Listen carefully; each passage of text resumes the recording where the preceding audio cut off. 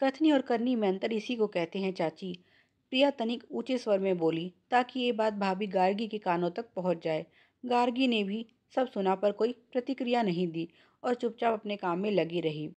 आज प्रिया के माता पिता का श्राद्ध है। 5 साल पहले पिताजी चले गए और पिछले साल माँ भी इसी तिथि को चल बसी। चाची, माँ पिताजी का प्यार तो तुम देख ही सकती हो। दोनों ने प्राण भी एक ही दिन छोड़े। ये संयोग ही कहा जाएगा कि इसी महीने की 18 तारीख को दोनों ने इस दुनिया को अलविदा कहा। बेटे बहू से भी बड़ा प्यार था, तभी तो भाभी का काम भी कम कर दिया। जो काम इन्हें दोनों के लिए करने थे वो भी कम करते हुए इनकी मेहनत आधी कर दी और एक दिन दोनों का श्राद्ध करके ये निपट जाती हैं। उसमें भी इनके तमाशे देखो। ना पंडितों को भोज खिलाया, ना दान ही किया। मुझे और मेरे बेटे को खिलाने में ही इनका दम निकल गया। अब दिया भी है तो क्या, ये 5 कपड़े, वो भी अच्छी क्वालिटी के नहीं दिए। मुझे तो एक नोट में ही निपटा दिया। अब तुम ही बताओ, ऐसी लड़की देखी है कहीं जो इतने सस्ते में छोड़ दे, वो भी तब जब ये सब ज़मीन जायदाद उसकी हो। मेरे माँ बाप तो थे ही बोले, बेटे के मुंह में गलती कर गई। मामी खुद, जिनसे माँ ने अतुल को गोद लिया था, ये एहसान भूल चुकी हैं। ना मुझे कभी बुलाती हैं, ना बेटे को समझाती हैं कि ये सब उसका नहीं मेरा है। इनके जैसे ही मैं भी जिस दिन छोटे दिल की बन गई, उसी दिन ये सब इनके हाथ से जाते देर नहीं लगेगी। पर मैं ये सोचकर कि क्यों माँ बाप के किए पर बट्टा लगाया, अपने मन को समझा लेती हूँ। वरना करोड़ों की ये सारी प्रॉपर्टी मेरी ही तो है। अब गार्गी के सब्र ने जवाब दे दिया। हर बार उसकी ननद का यही रोना चलता है। जब भी आती है ये जताना नहीं भूलती कि उसके पति तो गोद लिए हुए हैं और इन सब की असल हकदार तो वो है। जब तक सास ससुर जिंदा थे, प्रिया की कभी जुबान नहीं खुली, ना लेन देन को लेकर ना ही संपत्ति पर। सास तो उसे इतना भी नहीं देती थी, क्योंकि उसने अपनी मर्जी से प्रेम विवाह करके समाज में उनको शर्मिंदा जो किया था। जिस पिता के जाने का ये दुखड़ा रो रही है, वो उसकी इसी हरकत के कारण इतने दुखी हुए कि ये दुख बर्दाश्त नहीं कर सके और चल बसे। सास ने गुस्से में उसे पिता के मरने पर भी नहीं बुलाया था। बाद में जब अतुल की शादी हुई, तब कहीं जाकर बाकी परिवार के कहने पर सास ने उसे अपनाया था, लेकिन वे फिर भी उसे मन से माफ़ नहीं कर सकी थी। तभी तो उसे देने की खाना पूर्ति ही करती थी। इकलौती बेटी को उन्होंने कभी सर नहीं चढ़ाया और यही शिक्षा बहू को भी दी थी कि बहन बेटी का उतना करो जितने में उनका मान भी रहे और अपना घर भी ना लुटे। उनके जाने के बाद तो वो फिर भी उसे अच्छे से अच्छा देने की कोशिश करती रही है, पर उसने जितना दिया उतना ही प्रिया ने कम बताया। ठीक है, ये प्रॉपर्टी होगी करोड़ों की, इसका मतलब ये तो नहीं कि वो अपना घर बेचकर उसकी इच्छाएं पूरी करे। खर्च तो आमदनी देखकर ही होता है। वो ज़्यादा पढ़ी लिखी नहीं है और पति भी डाकघर में काम करते हैं। 2 बच्चों की पढ़ाई और बाकी खर्च इतने में निकल पाता है। ऐसे में ननद को देने के लिए वो नोट कहाँ से लाए। रही बात चाची की, उनका प्रिया के साथ चुगली करना तो बनता ही है, क्योंकि सुना है जेठानी पर उन्होंने बड़ा जोर दिया था कि वो उनके 2 बेटों में से एक को अपना ले, पर उन्होंने उनके बेटे को छोड़कर भाई का बेटा गोद ले लिया। इस बात से उनका परिवार बड़ा नाराज हुआ था कि पारिवारिक संपत्ति को दूसरों को देने की जगह अपनों में ही बांटना चाहिए था। अब प्रिया की बातों को सुनकर वो उसे उकसाने का कोई मौका नहीं छोड़ती।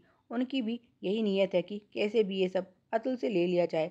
प्रिया कह रही थी, चाची, मेरी मरती हुई माँ से इन्होंने वादा किया था कि ये मेरा ध्यान रखेंगे और अब ये ध्यान रखा जा रहा है।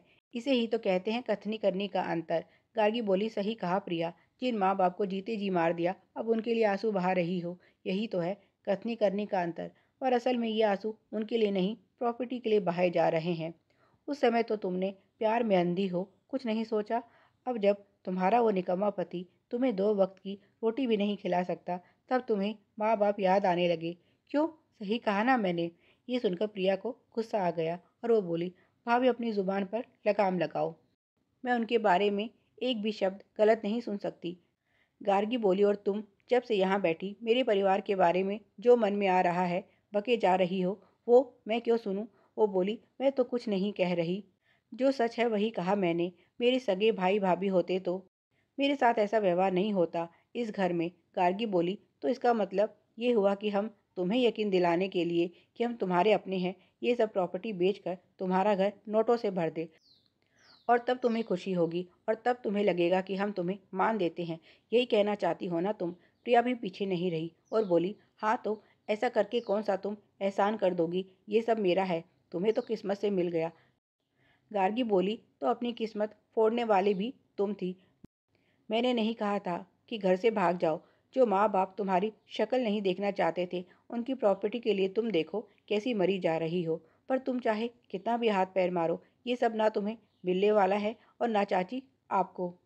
ये सुनकर चाची बोली, बहू अपने झगड़े में मुझे मत खींचो, तुम्हारा मामला है, दोनों सुलट लो। वैसे मैं तो यही कहूँगी कि बेकार की लड़ाई मत करो, इन दिनों में घर में शांति ही अच्छी रहती है। चाची ये सब इसीलिए बोल रही थी क्योंकि उनके बेटे बहू बड़े खराब थे। मुसीबत में अतुल ही उनके काम आते हैं और कभी कभी तो उनका खाना भी यहीं से जाता है। ऐसे में प्रिया के लिए वो अपना नुकसान क्यों करने लगी? वो भी तो जानती हैं कि प्रिया जो बोल रही है वो गलत है, क्योंकि खुद उनके बेटे अपनी सगी बहनों को क्या देते हैं ये उन्हें अच्छे से पता है। उनके मुकाबले तो प्रिया फ़ायदे में ही रहती है। वैसे भी बैठकर चुगली करने और साथ देने में बड़ा अंतर होता है। प्रिया का साथ देकर उन्हें मिलना ही क्या है, जो वो अतुल और गार्गी से बुरी बने। वे बोली, बहू जो दे दिया अच्छा है। प्रिया की तो आदत खराब है, इसीलिए इसकी बोलने पर ध्यान मत दो और अपना काम करो।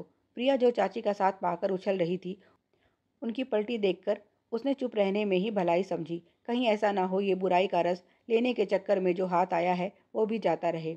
उसने गार्गी से कहा, भाभी जो मेरे माँ बाप ने किया वो सही ही होगा।